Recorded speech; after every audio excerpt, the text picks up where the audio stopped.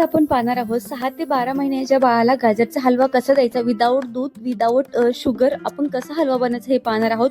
त्याचबरोबर गाजराच्या बेबीसाठी काय फायदे आहेत हे देखील पाहणार आहोत आणि 6 ते 12 महिन्याचा योग्य हलवा कसा द्यायचा बाळाला ते देखील पाहणार आहोत। व्हिडिओ नक्की शेवटपर्यंत पहा। सगळ्यात अगोदर आपल्याला गाजर इथे धुवून सोलून घ्यायचं आहे। बघा गाजरामध्ये व्हिटॅमिन ए असतं, बेबीची आय साईट डेव्हलप होण्यास मदत होतं। त्याचबरोबर गाजर नॅचरल इम्युनिटी बूस्टर आहे, बेबी आजारी पडण्याचा धोका कमी राहतो आणि गाजर पचनासाठी पण हलका आहे।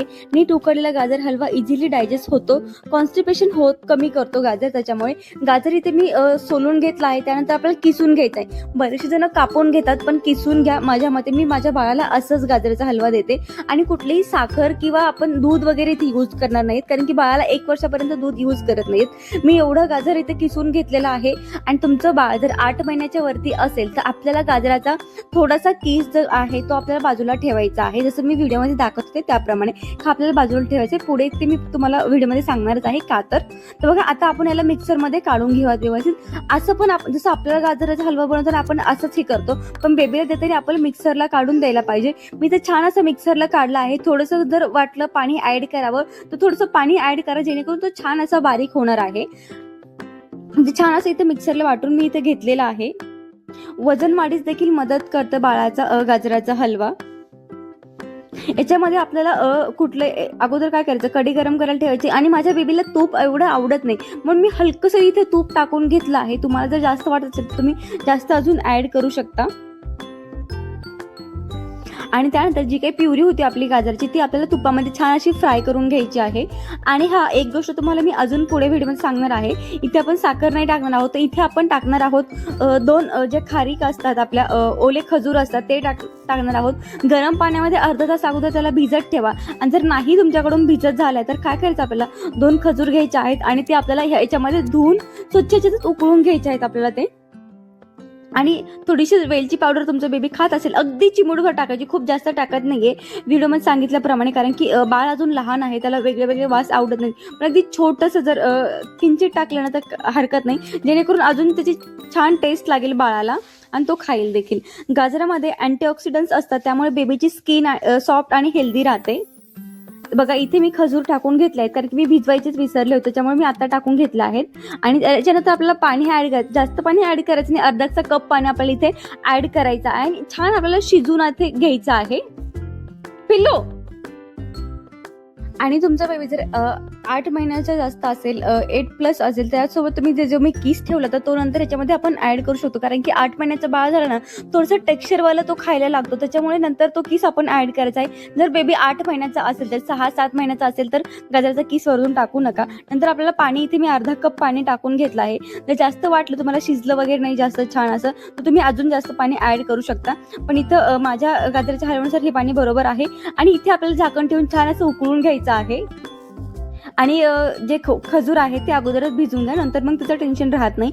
आणि याच्यामुळे ना थोडीशी स्वीट पण लागतं आणि बेबीला एवढं आवडतं, माझ्या बेबीला एवढं आवडतो ना, अगदी तो जेवढा मी बनवेल ना तेवढा तो खातो। आणि आता हे आहे ओले खजूर आहे, त्याला मी किसून घेते, व्यवस्थित मॅश करून घेते आणि नंतर त्याच्यामध्ये मी ऍड करणार आहे, जेणेकरून गोड होईल आणि गोड बेबीला जास्त आवडत असते, त्याच्यामुळे आपल्याला इथे ओले खजूर टाकायचे। कुठलीही साखर किंवा दूध वगैरे टाकायचे नाही, कारण की बाळाला 1 वर्षापर्यंत दूध देत नसतात। तुम्ही फॉर्म्युला मिल्क याच्यामध्ये ऍड करू शकता, पण फॉर्म्युला मिल्कचं कसं, फॉर्म्युला मिल्कला बॉईल करायचं नसतं आपल्याला। बरेचसे जण बॉईल करतात, पण ती चुकीची पद्धत आहे, आपल्याला बॉईल करायचं नसतं, आपण नंतर हे करू शकतो। व्हिडिओमध्ये तुम्हाला मी दाखवणारच आहे। ह्या ज्या काही बिया वगैरे आहेत त्या मी काढून घेतल्या आहेत आणि जो पल्प आहे तोच आपण याच्यामध्ये ऍड करणार आहोत।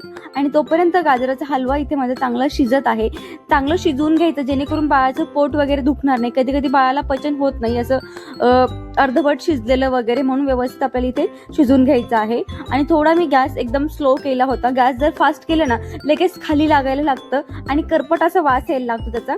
बघा गाजरामुळे ना बाळाचे हाड देखील मजबूत होतात, कारण गाजरामध्ये कॅल्शियम वगैरे असतं। तर तुमच्या बाळाला तुम्ही योग्य पद्धतीने हे देऊ शकता। बाळ जर 8 महिन्याचा प्लस असेल तर तुम्ही जसं मी तुम्हाला सांगितलं तसं देऊ शकता, आणि बाळ जर 6-7 महिन्यांचं वगैरे असेल ना ते तुम्ही स्किप करू शकता। बाकी तुम्ही खजूर वगैरे टाकू शकता, फक्त गाजराचा किस टाकू नका। आणि अशा बाळ जर 6-7 महिन्याचं असेल ना थोडी पातळ कन्सिस्टन्सी आपल्याला पाहिजे असते बाळासाठी, कारण की बाळ अगदी पातळ खात असतं 6 महिन्याचं असतं तेव्हा, याच्यापेक्षा पण तुम्ही पातळ ठेवू शकता 6 महिन्याचं बाळ असेल तेव्हा।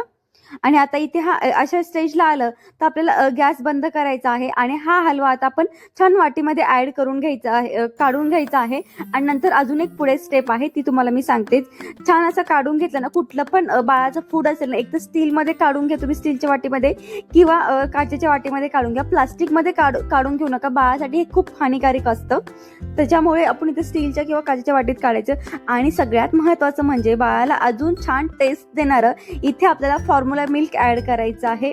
जे पावडर असतं फॉर्म्युला मिल्कचं ते आपल्याला ॲड करायचं आहे. अर्धा चमचा, 1 चमचा तुमच्या हिशोबाने करू शकता. मी इथे अर्धा चमचा केलेला आहे, कारण की गाजर ऑलरेडी मुळातच ते स्वीट असतं, त्याच्यामुळे जास्त ॲड करण्याची गरज नाही आहे. हे छान मिक्स करून घेऊयात आणि आपला गाजराचा हलवा छान मिक्स झाल्यावर रेडी असतो. बेबीसाठी खूप छान आहे आणि याची इम्युनिटी बूस्टर सुपर फूड आहे हे बेबीसाठी. अशाच पद्धतीने तुम्ही 6 ते 12 महिन्याच्या बेबीला गाजराचा हलवा देऊ शकता. व्हिडिओमध्ये सांगितल्याप्रमाणे प्रत्येक स्टेप तुम्ही फॉलो करा आणि अशा पद्धतीने गाजराचा हलवा बेबीला द्या. चला आपण भेटूयात. मी रोज शॉर्ट व्हिडिओ आणि लाँग व्हिडिओ पोस्ट करत असते बेबीच्या रेसिपीजच्या, तर त्यासाठी आपल्या चॅनल जरूर सबस्क्राईब करा. चला भेटूयात एकदा नवीन व्हिडिओसोबत, नवीन माहितीसोबत. बाय. आणि चॅनल जरूर सबस्क्राईब करा, कारण कमेंट देखील करा.